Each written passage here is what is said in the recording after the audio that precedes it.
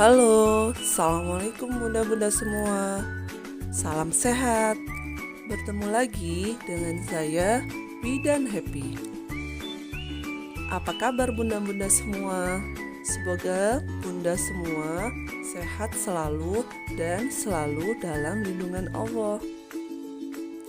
Pada materi kali ini, saya akan membahas tentang tanda-tanda bahaya alergi pada anak. Nah, bunda pasti pengen tahu kan, supaya bila ada hal-hal yang tidak biasanya terhadap anak, bunda bisa mengetahui apakah itu alergi atau bukan.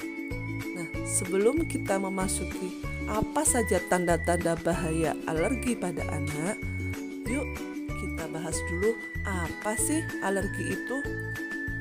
Alergi adalah kondisi di mana sistem atau kekebalan tubuh bereaksi terhadap zat-zat tertentu yang bagi kebanyakan orang tidak menimbulkan reaksi serupa. Zat-zat tersebut biasanya dinamakan dengan alergen. Nah, dan apa saja gejala-gejala alergi yang biasanya terjadi? Yang pertama, pada hidung dan mata. Pada hidung biasanya terjadi rinitis alergi. Apakah rinitis alergi itu?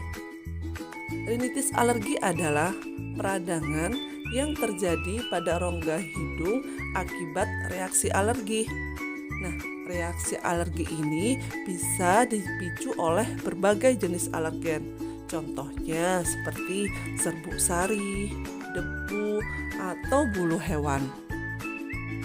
Dan yang pada mata biasanya terjadi konjungtivitis. Konjungtivitis di sini adalah maksudnya mata merah akibat peradangan pada selaput yang melapisi permukaan bola mata pada anak kita dan kelopak mata bagian dalam. Selain mata merah, konjungtivitis biasanya disertai dengan rasa gatal pada mata dan mata berair. Jadi, bila terjadi hal-hal ini, bunda harus mewaspadai apakah ini salah satu gejala alergi atau bukan. Dan gejala alergi yang kedua yaitu pada kulit. Biasanya pada kulit terjadi eksim atau gatal-gatal yang biasa kita sebut dengan urtikaria. Nah, eksim itu yang bagaimana sih? Eksim merupakan reaksi alergi pada kulit yang ditandai dengan timbulnya warna kemerahan dan rasa gatal. Biasanya gatal-gatal ini bisa menimbulkan rasa yang tidak nyaman pada anak. Jadi hal-hal ini juga perlu bunda perhatikan. Dan yang terakhir yaitu pada paru-paru. Biasanya pada paru-paru terjadi asma. Nah, asma ini maksudnya adalah penyakit atau kronis pada saluran pernafasan yang ditandai dengan peradangan dan penyempitan saluran nafas yang menimbulkan sesak atau sulit bernafas.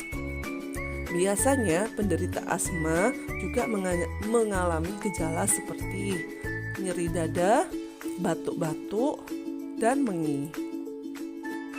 Nah, jika anak bunda mengalami reaksi alergi yang berat seperti bisa mengancam nyawa, maka bunda harus segera menangani hal tersebut karena sudah merupakan hal darurat medis. Biasanya hal ini kita sebut dengan anafilaksis. Supaya kita tahu apa saja sih tanda dan gejala anafilaksis tersebut. Biasanya pada anak jika mengalami anafilaksis, dia akan memperlihatkan tanda-tanda seperti berikut. Yang pertama, pernafasannya sulit atau berbunyi. Dan yang kedua, tenggorokannya membengkak atau terasa menyempit. Dan yang ketiga, dia merasa suaranya atau batuk dan mengi. Dan yang keempat, lidahnya terlihat seperti membengkak.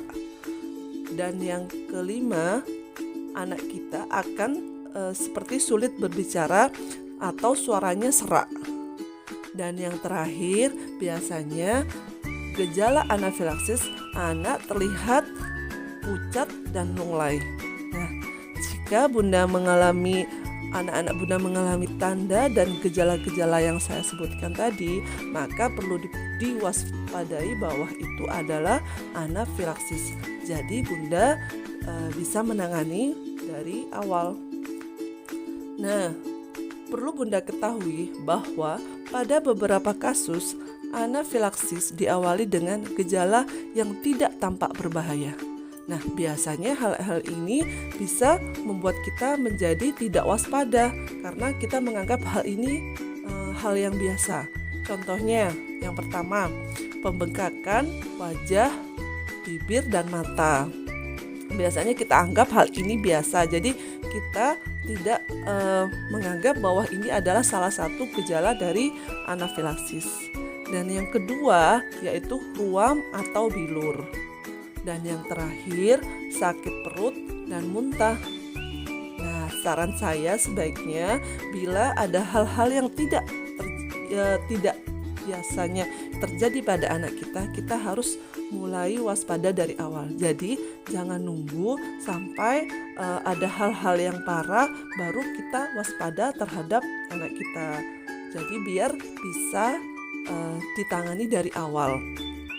Nah, untuk manajemen anafilaksis supaya mencegah alergi berulang, yang perlu Bunda ketahui adalah yang pertama, reaksi anafilaksis harus segera diobati dengan suntikan epinefrin. Nah, suntikan ini biasanya dilakukan oleh tenaga kesehatan.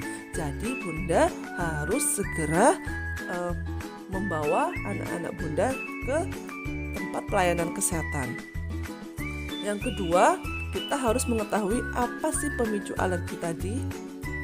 Dan yang ketiga, bila kita sudah mengetahui, maka kita harus menghindari pemicu alergi tersebut. Dan yang keempat, kita harus konsultasikan pada ahli alergi tentang alergi yang dimiliki anak kita, supaya bisa tertangani dengan tepat dan benar. Nah, itu saja materi kali ini tentang tanda-tanda bahaya alergi pada anak. Semoga materi kali ini bermanfaat dan Bunda bisa lebih waspada terhadap tanda bahaya alergi pada anak.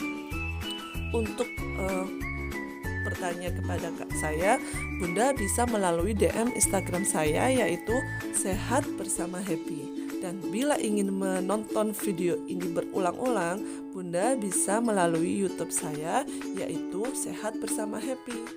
Sekian ya Bunda dari saya, semoga kita sehat selalu dan bisa bertemu lagi. Sampai jumpa Bunda semua. Salam sehat. Wassalamualaikum warahmatullahi wabarakatuh.